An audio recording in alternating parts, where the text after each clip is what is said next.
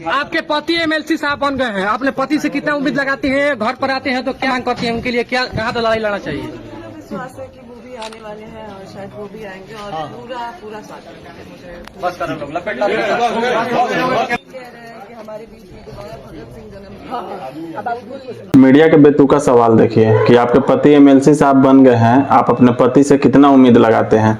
अरे ये चीज जाके इनके पति से न पूछो।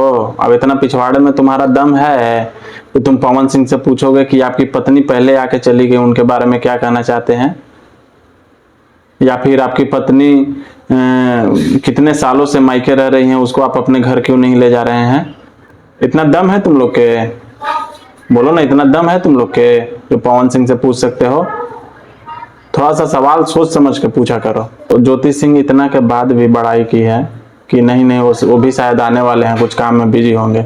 बताइए, लोग ज्योति सिंह को गलत बोलता है।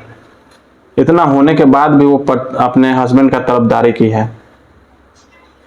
और जो तलवे चाटने वाले लोग हैं वो पवन सिंह को एक नहीं होने देना चाहते हैं। आज कितना खुशी की बात होता है कि पावर स्टार अपना पत्नी के साथ आते हैं। और मीडिया का सवाल देखिए कि ज्योति सिंह से उल्टा सवाल पूछ रहा है कि आपके पति एमएलसी साहब बन गए हैं, उनसे क्या उम्मीद लगाते हैं? अरे भाई, उम्मीद क्या लगाएंगे? इनको तो बेचारी तो खुद अकेले पड़ गई हैं, इनको खुद साथ की आवश्यकता है, लेकिन उसके बाद भी धीरे धरी है और लोगों की मदद करने उतरी है मैदान में। और तुम लोग खाली उनके पति। और पवन सिंह से भी सवाल कीजिए भाई, नहीं क्षमता है, डर लगता है, कैरियर खतरा में हो जाएगा, क्या दिक्कत क्या है? आखिर सच को सच कहने में क्या प्रॉब्लम है आप लोग को? जिस वीर के घर में आप लोग इंटरव्यू ले रहे हैं ना, वो तलवा चाटने वाला का घर नहीं है, वो वीर पुरुष का घर है। जो अकेले पूरा सिस्टम को उथल पुथल कर दिए, वो भरत तिवारी जी का घर है। वो समझे?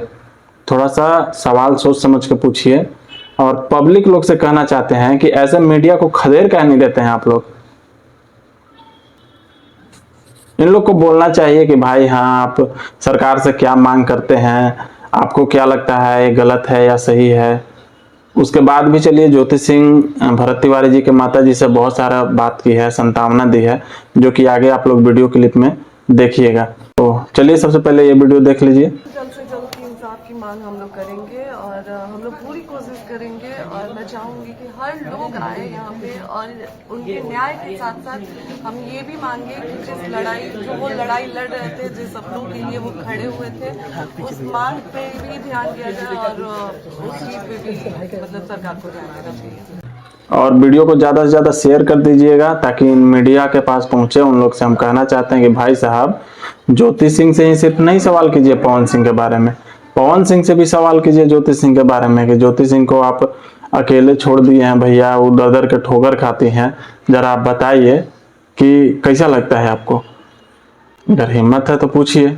तो देखिए भाई, आवाज़ तो हम उठा रहे हैं, लेकिन इस आवाज को आगे कौन पहुंचाएगा? आप लोग। अगर आप लोग चाहते हैं कि एक महिला को न्याय मिले तो आवाज आगे पहुंचाइए। अगर नहीं चाहते हैं तो फिर छोड़ दीजिए, आवाज धीरे धीरे पहुंच ही जाएगा।